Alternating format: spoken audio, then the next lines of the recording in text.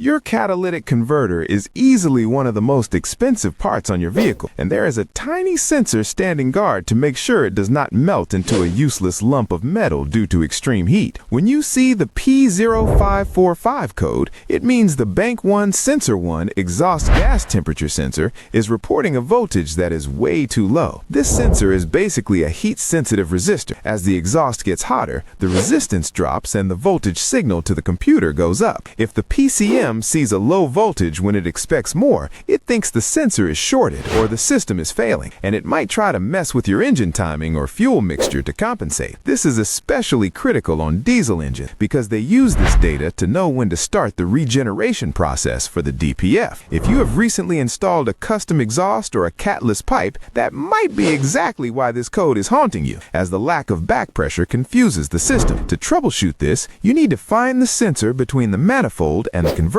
It looks like a simple plug with two wires. Once you get it out, you can test it with an ohmmeter. A healthy sensor should show around 150 ohms. A really cool way to verify this is to use a hairdryer to heat the tip of the sensor while watching your meter. The resistance should steadily drop as it gets warmer. If the sensor stays stuck or shows less than 50 ohms while cold, it is definitely dead and needs to be replaced. If the sensor checks out fine, verify that the engine side of the plug is sending 5 volts from the computer with the key in the on position. For those of you in a pinch, you can sometimes verify the wiring by using a 2.2 ohm resistor plugged directly into the harness. If the code clears with the resistor in place, you know for sure the sensor was the culprit and your wiring and computer are actually doing their jobs just fine.